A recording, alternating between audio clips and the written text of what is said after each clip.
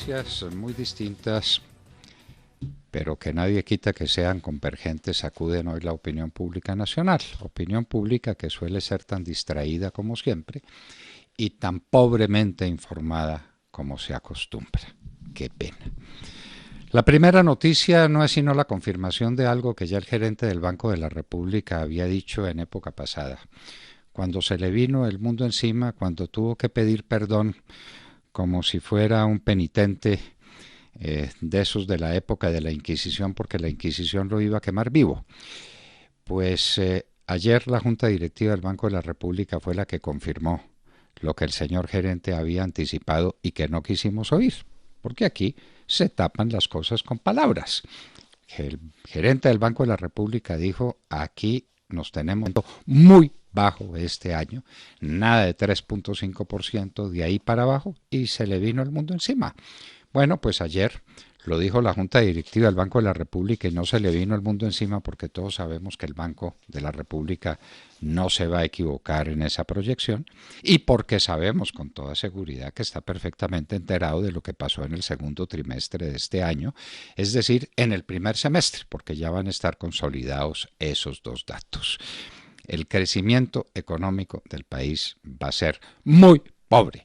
Recordamos cuando a comienzos de este año y a finales del año pasado el presidente Duque y sus ministros y todo el mundo hablaban de crecimientos del 3.7 o del 3.8, cosa por el estilo, y eso se fue contrayendo y entonces el Fondo Monetario Internacional ayudaba y terminó la cosa en que estábamos en el 3.4 y ayer quedamos en el 3.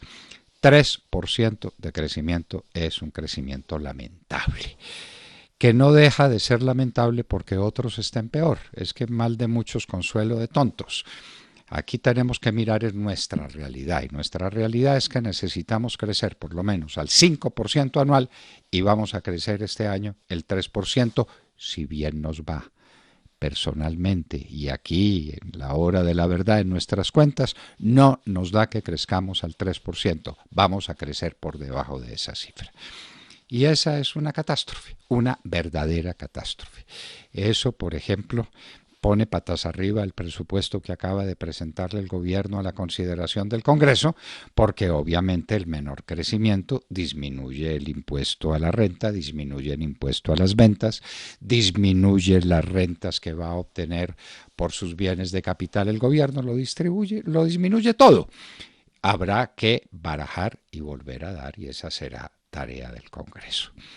Al mismo tiempo que tenemos esa noticia que debiera tener en este momento reunidos con seriedad, sin aspavientos, sin griterías, sin tonterías, toda la opinión pública nacional, tenemos la noticia de la manera triste, lamentable como terminó la Ruta del Sol 2, que ha sido famosa no tanto por su valor, que es muchísimo, 1.9 billones de pesos es una enorme cantidad de dinero, sino por lo que significa desde el punto de vista moral, porque ahí en la Ruta del Sol es donde se concentran gran parte, no todos, pero gran parte de los desafueros de Odebrecht, de la manera como corrompió al gobierno de Juan Manuel Santos y como fue esa la contrapartida de los dineros que llegaron a la campaña de Santos, que está esperando por un juicio en la comisión de acusaciones, el que será cada vez más difícil, porque el hombre clave, el que va a dirigir la comisión de acusaciones, es un servidor de Santos, otro sirviente de Santos,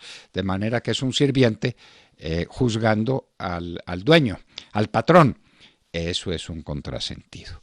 Pero ¿qué pasa con la Ruta del Sol? Con la Ruta del Sol pasa que se terminó cuando debía haberse concluido en su totalidad, estaba concluida apenas en la mitad, en el 52%, digamos que en la mitad. ¿Qué pasó con el resto? Uno dice, pues un contratista que deja tirada la obra produce unos perjuicios, causa unos perjuicios que deben ser inmediatamente cobrados por la entidad contratante. La ANI ha debido declarar la caducidad y cobrarle los perjuicios al consorcio comandado por Odebrecht por la terminación anticipada de la Ruta del Sol 2. Pero no. Entre el señor Robledo de la Superintendencia y la ANI y el ministro Germán Cardona, todos estuvieron de acuerdo en la terminación anticipada del contrato, quiere decir en un paz y salvo a Odebrecht. ¿Por qué le dieron el paz y salvo a Odebrecht y al consorcio que Odebrecht comandaba? O porque tenían la conciencia sucia o porque le estaban pagando favores. Lo segundo es todavía más putrefacto.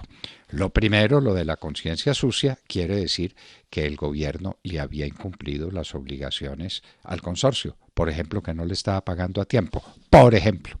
Muy bien. Entonces, ahí está la discusión. Ese es el punto final. Vinieron esfuerzos conciliatorios de la señora ministra, se le vino el mundo encima a Ángela María Orozco, que es una imprudente, que es una impertinente, porque estamos en vísperas de un tribunal de arbitramiento donde el consorcio puede ser condenado a no sé cuántas penas, las del infierno incluidas. Mentiras.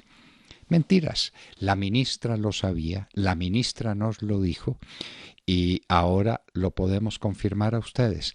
En ese tribunal de arbitramiento el gobierno no tiene hechas peticiones de perjuicios. De ese tribunal de arbitramiento no puede salir sino lo que las partes le pidieron. No puede fallar más allá de lo pedido.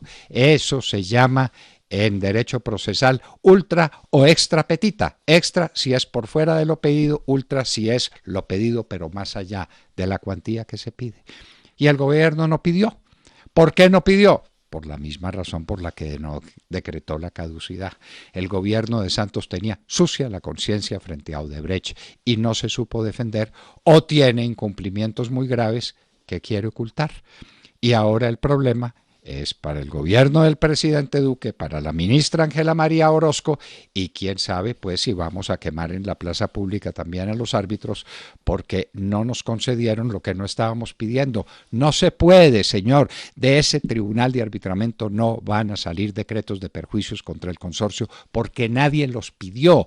No se puede fallar extra petita, ni se puede fallar tampoco ultra petita. La discusión es una cuestión de cifras, señor, yo le debo, pero tal vez es preciso que nos digan exactamente cuánto le deben, que vengan unos peritos y sumen y restan y multiplican y cantidades de obra y por aquí y por allá, estando de acuerdo en que ninguno falló, en que ninguno le debe perjuicios al otro, en que estamos a paz y salvo, en que nos dimos la mano y en la terminación anticipada del contrato nos pusimos de acuerdo.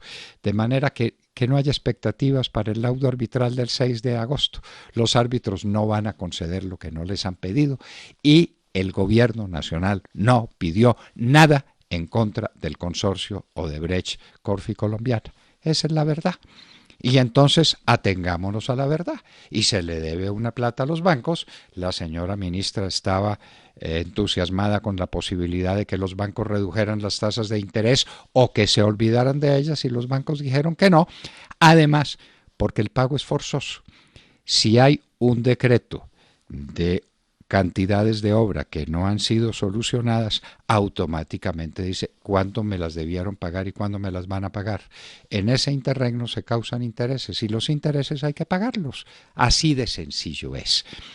De manera que son dos noticias que sacuden la opinión pública aparentemente distintas, pero en últimas confluyen. ¿Confluyen en qué? En la ineptitud del gobierno del presidente Santos, en la incapacidad para manejar la economía, en que nos dejó una economía en crisis, obra de sus corruptelas, de sus ineptitudes, las que quedan en evidencia en el manejo de la Ruta del Sol 2, o porque no pagó a tiempo, o porque le incumplió al consorcio, o porque tratándose de un consorcio culpable, no le podía cobrar porque de pronto el capitán del consorcio Odebrecht contaba de qué manera obtuvo el contrato de la Ruta del Sol 2.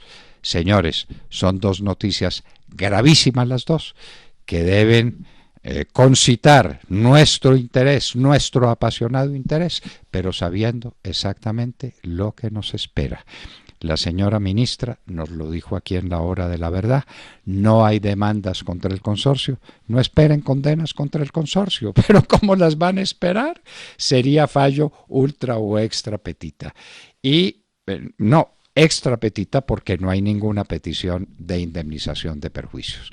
Todo es la cuantía de lo que debamos pagar y la cuantía de los intereses causados, que esa no tiene rebaja, ninguna posibilidad de rebaja. Y todo esto con un fondo de crecimiento lamentable del 3%, nos van a hacer la cuenta de lo que crece Honduras y de lo que crece Guatemala y de lo que está creciendo Ecuador y no sé quién y sí sé cuándo y que somos mejores que... Mentiras. Todo eso no vale la pena.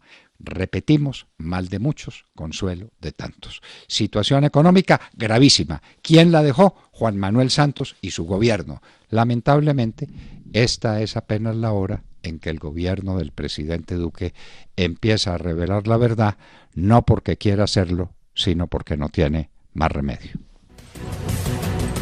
Escuchaban